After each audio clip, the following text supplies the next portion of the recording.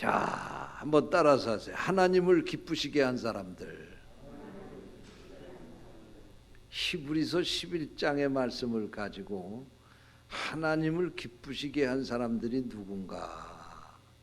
오늘 다섯 번째로 요셉이 하나님을 어떻게 기쁘시게 했는가 하는 말씀을 나누면서 은혜 받기 원합니다.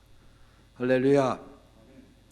창세기에 보면은요, 창세기 37장부터 50장까지 14장이 요셉의 이야기예요. 근데 그 이야기를 읽어보면 요셉처럼 파란만장한 인생을 산 사람이 아마 세계 역사에 그렇게 흔치 않을 거예요. 아버지에게 사랑을 받아가지고 채색 옷을 입고 요셉은 자랐어요. 채색 옷은 우리말로 얘기하면은 색동저고리, 색동 바지 저고리 입었다는 얘기예요. 지금같이 염색 기술이 발달된 세상에서는 색깔 있는 옷 입는 거 그게 뭐 그렇게 별거 아닌 것처럼 느껴지지만 지금서부터 4,000년, 5,000년 전에는요 염색 기술이 없었을 때니까. 그러니까 옷을 색깔이 있는 옷을 입는다는 게 그게 그렇게 귀한 거예요. 근데 요셉은 12아들 중에서도 혼자만 그런 색깔 있는 옷을 입으면서 자란 거예요. 부모에게 얼마나 요셉이 사랑을 받았는지 알잖아요. 그런데 형들에게 미움을 받아가지고 그렇게 어려서부터 사랑받고 자라던 그 요셉이 어느 날 하루아침에 노예로 팔려가는 거예요. 그래서 노예로 팔려가가지고 보디발이라고 하는 사람의 집에 가서 노예로 사는 거예요. 그러다가 한 10년쯤 살았는데 그 보디발의 아내가 되는 여주인이 요셉을 꼬이는 거예요. 요셉아, 일로 들어와봐. 일로 들어와봐. 그래가지고 그 유혹을 뿌리쳤더니 오히려 요셉에게 성폭행 미수죄라고 하는 이 더러운 누명을 씌워가지고 죄수로 감옥에 보내는 거예요. 그러면 요셉의 인생은 끝난 거 아니에요? 그런데 또 반전이 일어나는 거야. 거기서 꿈을 해몽을 해가지고요, 바로 왕에게 발탁이 돼가지고 애굽이라고 하는 그 큰 나라의 총리가 되는 2인자의 자리까지 올라가는 거예요.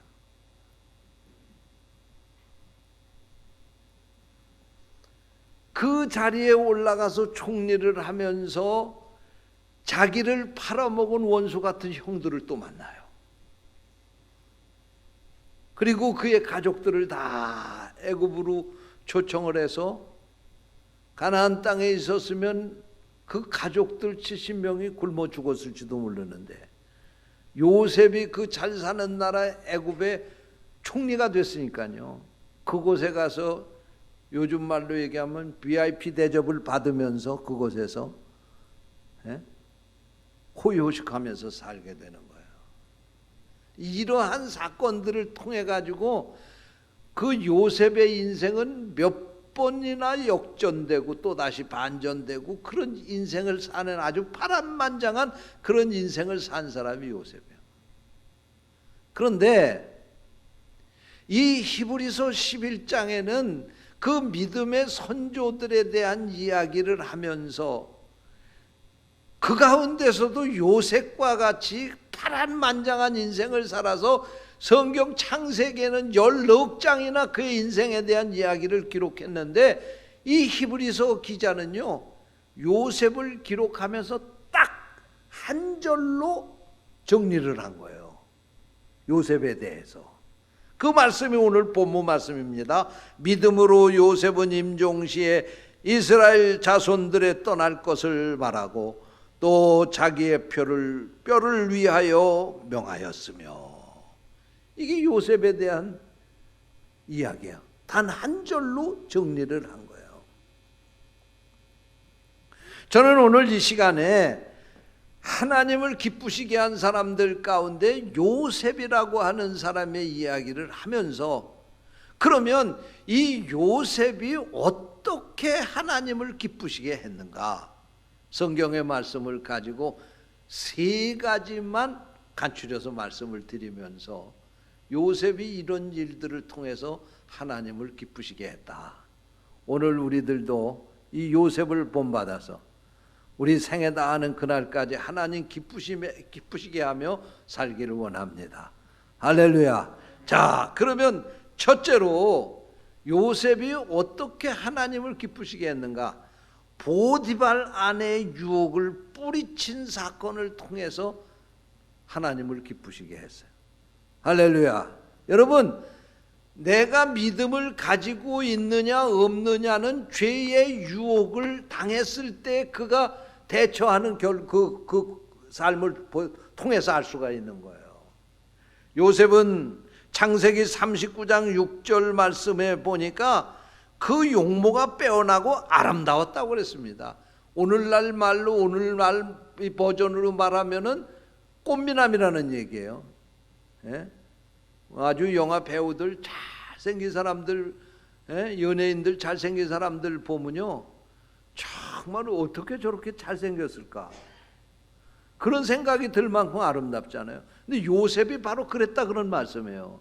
우리 성경에는 그냥 용모가 빼어나고 아름다웠다 그렇게 기록을 하고 있지만, 회교, 이슬람교의 경전이 코란경인데요, 이 코란경에도 요셉의 이야기가 나옵니다. 근데 요셉의 용모가 얼마나 아름다운지에 대해서 이런 이야기가 나와요. 거기에 보면 요셉이 보디발의 집에 들어가서 종살이를 하게 되는데, 노예로 살게 되는데, 그 보디발의 아내 이름이 성경에는 나와 있지 않는데 이 코란경에 보면 이 아내 이름이 나옵니다. 그 아내 이름이 줄라이카예요. 줄라이카. 이 줄라이카가 요셉이 자라면서 용모가 아름답고 그러니까 침을 질질 흘리는 거예요. 너무 아름다우니까. 이 여자니까 남자에 대해서 그런 욕심 안 가진 건 다 거짓말이죠. 있을 수 있어요. 그래서 이 줄라이카가 요셉을 날마다 유혹을 하는 거예요. 눈짓으로 유혹을 하고 말로 유혹을 하고 자꾸만 유혹을 하는 거예요. 근데 이 유혹을 한다는 소문이 동네까지 퍼지게 된 거예요. 그러니까 동네 사는 여인들이 말이에요, 얼마나 바람기가 많으면 저 줄라이카는 자기 집에서 노예로 사는 저 청년에게까지 저렇게 꼬리를 치는 거야. 그리고 흉을 봤어요. 그래서 그 흉을 보는 소리가 돌고 돌고 돌아서 다시 줄라이카한테까지 오게 된 거예요. 줄라이카가 생각했어요. 야, 요년들아, 너희들도 이런 요셉에 한 번만 만나면 별 수 없어. 그리고 어느 날 동네 여인들을 다 자기 집으로 초청을 해서 잔치를 했어요. 동네 여인들이 다 와서 잔치를 하는데 동네 여인들에게요, 과일 하나씩을 주고 다 칼을 하나씩 줬어요. 그리고 그걸 깎으라고 그랬어요. 그래놓고 그 앞을 요셉을 불러가서 지나가게 했어요. 과일을 깎던 여인들이 그냥 골카닥 빠져버리고 말았어요. 요셉을 쳐다보는 순간에요, 정신을 잃었어요. 얼마나 잘생겼는지. 그래가지고 과일을 깎던 칼로 자기 손을 다 잘랐습니다. 그 요셉을 쳐다보는 이 여인들이 얘기를 하는 겁니다. 저 사람은 인간이 아니라 하늘에서 내려온 천사일 거야. 어떻게 저렇게 잘생길 수가 있어? 그만 정신없이 바라보면서 손가락을 다 비웠으니까. 그러니까 줄라이카가 그렇게 얘기를 했다는 거예요. 너희들은 한 번 쳐다봤는데도 그렇게 정신을 잃는데 날마다 그 요셉 쳐다보고 사는 나는 어떻겠느냐. 견딜 수 있겠느냐? 그렇게 얘기를 했다는 거예요. 하여튼간 요셉이 그렇게 잘 생기니까 이 줄라이카가 마음이, 요셉을 쳐다보는 그 마음이 흔들리지 않을 수가 없었던 거예요. 유부녀인데도 불구하고. 그래서 날마다 끈질기게 요셉을 유혹했습니다. 처음에는 눈짓으로 유혹하더니 나중에는 자기 방으로 끌어들여서 동침을 하자는 거예요. 여러분, 우리가 생각할 때 그냥 보디발 아내가 너무나 못생겼으니까, 늙었으니까 요셉이 그거 뿌리쳤겠지, 그렇게 생각할 수 있을지 몰라요. 그러나 사실 이때 보디발 아내는 여주인이었지만 나이도 그렇게 많은 노인이 아니었습니다.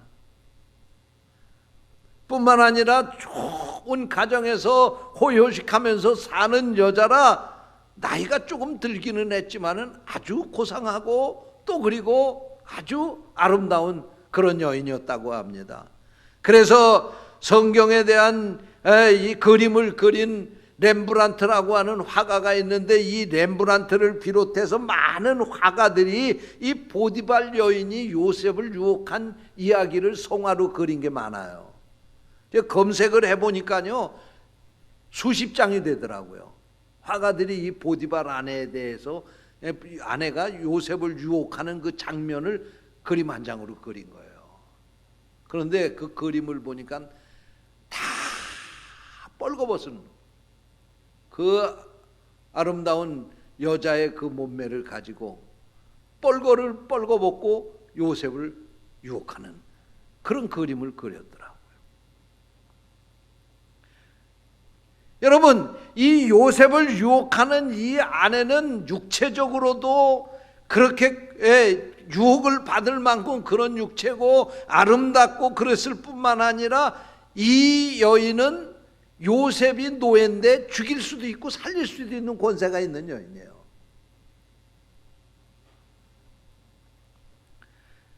그런데 이때 요셉의 나이는 27살이었습니다. 혈기가 왕성한 27살의 나이에 형님들에 의해서 노예로 팔려와서 이 집에 살고 있지만 이 젊은이의 마음이 얼마나 외로웠겠어요. 10년 동안 고향도 떠나고 다 가족 떠나서 혼자 그곳에 와서 사는데 10년이 지나면서 그가 이런 혈기왕성한 청년이 된 거예요. 요셉이 이 빼어난 미모를 가진 이 여인의 동침 요청을 거절한다고 하는 것은 보통 사람들이 생각하기 쉽지 않은 일입니다. 그러나 창세기 39장 10절 말씀에 보니까 여인이 날마다 요셉에게 청하였으나, 청하였다는 얘기는 나하고 한번 자자 그 얘기요, 동침하자 그 얘기요. 요셉이 듣지 아니하여 동침하지 아니할 뿐더러 함께 있지도 아니하니라. 할렐루야. 요셉이 그걸 뿌리쳤다는 말씀이에요. 여러분, 요셉이 믿음이 없으면 이거 뿌리치기 어렵습니다. 그런데 요셉은 믿음으로 이것을 뿌리친 줄로 믿으시기를 바랍니다. 요셉이 이 여인의 유혹을 뿌리친 방법이 세 가지가 있어요. 첫 번째로 요셉은 둘만 있는 공간을 피한 거예요. 인간은요, 공간의 지배를 받는 겁니다. 그래서 여러분, 술 먹고 무슨 바람 피고 이런 공간에 가보면 다 분위기가 그렇게 만들어져 있잖아요. 더군다나 젊은 남자와 여자가 한 공간에, 아무도 없는 한 공간에서 자신의 그 정난한 부분을 드러내고 같이 만난다고 하는 것은 그 유혹을 뿌리치기가 쉽지 않은 거예요. 그런데 여기 요셉은 보니까 가급적이면 둘만 있는 공간을 요셉은 가려고 하지 않은 거예요. 그래서 그 유혹을 피했다 그런 말씀이에요. 두 번째로는 이 요셉은 이 유혹을 받으면서 자신의 위치를 망각하지 않았습니다. 요즘에 이런 이성적인 유혹에 자신의 위치를 망각해가지고 망가진 사람들이 얼마나 많습니까? 어떤 시장도 망가지고 어떤 도지사도 망가지고,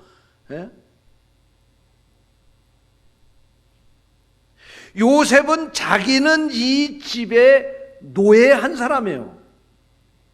그곳에 와서 10년 동안 일 잘해가지고 자기가 인정을 받아서 그 가정의 모든 재산을 관리하는 위치에 있기는 하지만 이 보디발의 아내는 내가 감히 범접할 수도 없는 우리 주인의 아내가 되는 분이에요.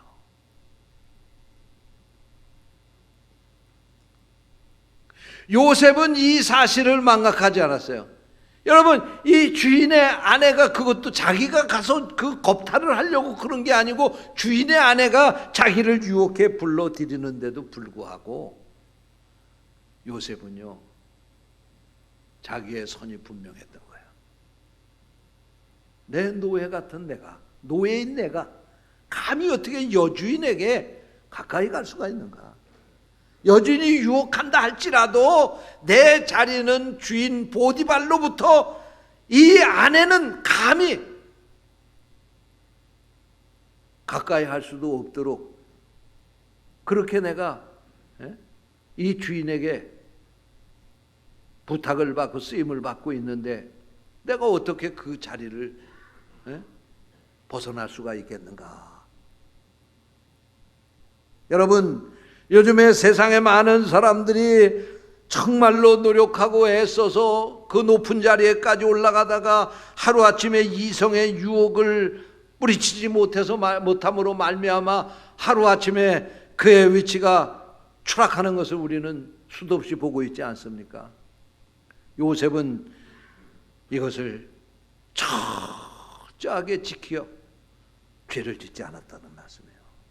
세 번째로는 요셉이 그 여인의 유혹을 받았지만 그는 그 여인과 자기만 있는 공간이 아니라 그곳에 하나님이 함께 계시고 내가 이 유혹을 받아들인다고 하는 건 하나님께 죄를 짓는다고 하는 것을 알았어. 창세기 39장 9절 말씀에 이렇게 말합니다. 내가 어찌 이 큰 악을 행하여 하나님께 죄를 지으리까? 무슨 말씀입니까? 요셉이 두려워한 것은 주인이 아니었습니다. 주인 보디발이 두려웠다고 하면 그의 아내인 이 여주인도 무서워서 할 수 없이 그 여인의 요청을 들어줄 수밖에 없었을 것입니다. 하지만 요셉이 지금 두려워했던 것은 사람이 아니라 하나님이었습니다. 요셉은 사람을 두려워한 것이 아니라 하나님을 두려워했습니다. 이 유혹을 받아들인다고 하는 것은 하나님께 큰 죄를 짓게 된다는 것을 그는 알았습니다. 그래서 요셉은 바로 이런 믿음으로 하나님을 두려워함으로 이 유혹을 뿌리칠 수 있게 되었다는 말씀입니다. 그래서 요셉이 어떻게 됐습니까? 그래서 요셉은 한순간에 성폭력 미수라고 하는 더러운 누명을 뒤집어 쓰고 죄수가 되어서 감옥에 갇히게 된 것입니다. 인간적으로 생각해 보면 모든 것이 이제 끝장난 것입니다. 노예의 삶도 비참하지만 죄수의 삶은 그것보다도 더 비참한 것입니다. 그 당시에 감옥은 지하에 있었다고 합니다. 지하 굴 속에다 감옥을 만들었다는 것입니다. 사람들 못 도망가게 만들기 위해서. 그곳은 햇빛을 볼 수도 없고 숨을 쉬기도 어려운 것입니다. 그곳에서 굶주리다가 결국은 죽을 수도 있는 것이 바로 그 감옥이었습니다. 그럼에도 불구하고 요셉은 이 길을 선택해서 간 것입니다. 그것이 바로 요셉의 믿음이었고 하나님이 이 믿음을 기뻐하신 줄로 믿습니다. 사랑하는 성도 여러분, 오늘 여러분들에게도 이런 믿음이 있으시기를 주님의 이름으로 축원합니다. 둘째로 요셉을 통해서 하나님이 기뻐하신 이유는 요셉이 모든 원수들을 용서해 주실 때 하나님이 기뻐하셨어요. 요셉은 형들에 의해서 노예로 팔려갔습니다. 이 말은 말하자면 요셉에게 이때부터 형들은 원수가 된 겁니다. 노예로 팔려가서 살면서 얼마나 자기를 팔아먹은 형들을 원망했겠습니까? 아니, 그 속에서 분노가 일어날 수도 있습니다. 언제든지 만나기만 하면 내가 그 원수를 갖고 말겠다고 복수심이 불타올랐을지도 모릅니다. 그런데 이게 웬일입니까? 10년이 지나고 나서 그가 자신을 팔아먹은 형들을 만나게 됩니다. 요셉이 노예로 있는 자리에서 형들을 만난 것이 아닙니다. 요셉이 국무총리가 되어서 애굽의 2인자가 된 다음에 그 형들을 만나게 된 겁니다. 아마 형들은 요셉을 노예로 팔아먹고 나서 다시는 영원히 못 만날 것이라고 생각했을지 모르지만 원수는 왜 나무다리에서 만난다? 먹고 살 것이 없어서 곡식을 사러 애굽에 갔더니 그 곡식을 파는 최고의 책임자가 요셉이었습니다.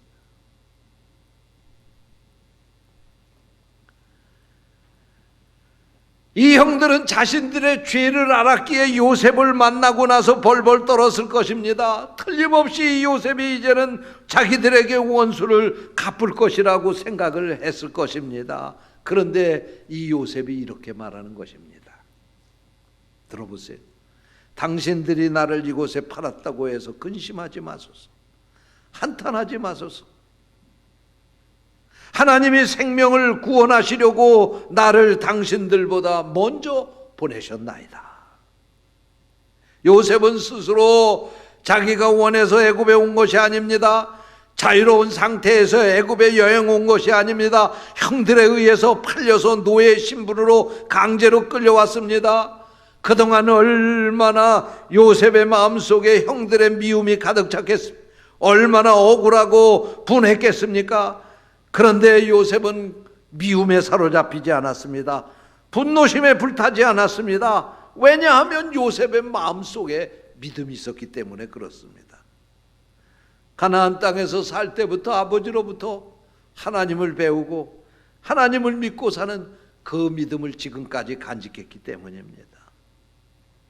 요셉은 그 많은 어려움 가운데서도 그 믿음을 붙잡고 살았기에 그는 복수심에 불타고 분노에 가득 차서 산 것이 아니고 그는 살아오면서 그래, 미움도 믿음으로 삭혀야 돼. 원수도 용서해야 돼. 이런 마음을 가지고 살다가 이 형들을 만나게 된 겁니다. 근데 사실 우리는요, 성경을 통해서 결과를 다 알고 성경을 읽으니까 별로 실감이 나지 않는데, 사실 이 요셉이요, 정말 자기의 마음속에 이 형들이 자기를 팔아서 노예로 팔아버리고, 그리고 자기가 이 보디발의 집에 와서 노예로 살면서 그 누명을 뒤집어 쓰고 감옥에 가고 그러면서 수없이 많은 분노가 그 속에서 치밀어 올랐던 것이 뭐 우리하고 다를 것이 없을 것이에요.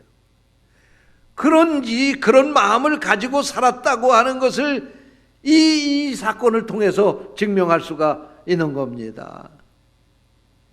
요셉이 아들을 낳았는데요, 총리 때 장가들어서 아들을 낳은 거예요. 아들을 낳았는데 큰아들의 이름을 므낫세라고 지었습니다. 므낫세라고 하는 이름의 뜻은 잊어버렸다 그런 뜻입니다. 잊어버렸다 그런 뜻입니다. 이게 무슨 말씀입니까? 요셉이 사실 지금까지는 그 속에 자꾸만 미운 마음도 생기고 분노도 생기고 그랬습니다. 복수심도 자꾸만 치밀고 올라왔습니다. 그런데 므낫세를 낳으면서 그걸 다 지워버렸다는 겁니다. 그래, 이제는 미워하지 않을 거야. 이제는 복수하지 않을 거야. 내가 과거에 이런 수없이 많은 일들을 당하면서 많은 고난 가운데 살아왔지만 이제는 내가 다 잊을 수 있다. 그래서 그 아들 이름을 잊었다. 그런 므낫세로 지은 거예요. 할렐루야. 여러분, 요셉의 믿음은 자기 마음 안에 있는 원수, 복수, 미움, 이런 모든 부정적인 기억들을 다 지워버리게 된 것입니다. 여러분, 믿음이 무엇입니까? 믿음은 하나님의 사랑을 아는 것입니다. 여러분, 하나님의 사랑이 어떤 것입니까? 죄인인 우리를 용서하신 것 아닙니까? 어떻게 우리 죄인을 용서하셨습니까? 하나밖에 없는 아들 예수 그리스도를 이 땅에 보내시고 그를 십자가에 못 박아 죽이면서 우리를 용서하신 것 아닙니까? 그러므로 우리가 진정으로 하나님의 이 사랑을 안다고 하면 용서 못할 것이 어디 있겠습니까? 용서는 하나님의 성품을 담는 것입니다. 사랑하는 성도 여러분, 여러분도 용서하며 사시기를 주님의 이름으로 축원합니다. 어떤 분은 내 눈에 흙이 들어가도 용서 못한다고 그런 분이 있는데 그 사람 구원 못 받아서 그 소리 하는 거예요. 정말 내가 구원받은 것을 확신하면은 하나님이 나를 어떻게 사랑하셨는데 내가 누구 용서 못 해줄 사람이 어디 있겠어요? 용서하며 사시기를 주님의 이름으로 축원합니다. 그래서 이 요셉은요, 자기 형들도 용서했고요. 또 뿐만 아니라 요셉이 애굽의 2인자 아니에요. 그러면 적폐청산해야 될 거 아니에요. 누구 잡아다가? 보디발의 아내 잡아야 될 거 아니에요. 깨끗하게 산 보디발을 그 더러운 성폭행 미수범이라고 하는 누명을 뒤집어 씌워서 감옥에 갖다 가둔 사람이 보디발의 아내인데, 그런데 요셉은 그도 용서했어요.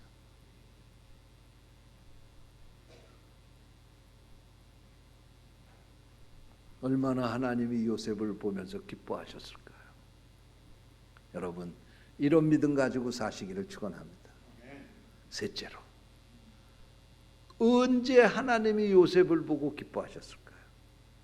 요셉의 임종시에 하나님이 요셉의 모습을 보면서 기뻐하셨을 거예요. 오늘 본문 말씀에 보니까 믿음으로 요셉은 임종시에 이렇게 말씀을 하고 있습니다. 여러분, 이 말씀은 요셉이 평소에 믿음으로 살지 않다가 죽을 때 믿음이 좋아졌다는 말이 아닙니다. 이 말씀은 요셉이 평소의 삶도 믿음으로 살았는데 그는 죽는 그 순간까지 그 믿음을 잘 지키고 살다가 죽었다, 그런 말씀입니다. 여러분, 인생을 아무렇게나 사는 사람이 마지막 순간에 믿음으로 죽는다고 하는 건 불가능한 것입니다. 그래서 죽음의 순간은 믿음으로 산 인생의 마지막 완성이라고 어떤 이는 말했습니다. 요셉의 인생은 믿음으로 살다가 믿음으로 마치게 되었습니다. 사랑하는 성도 여러분, 여러분의 인생도 이렇게 되시기를 주님의 이름으로 축원합니다. 그런데 요셉이 이렇게 믿음으로 살다가 믿음으로 죽으면서 죽을 때 두 가지를 유언을 한 것을 볼 수가 있습니다.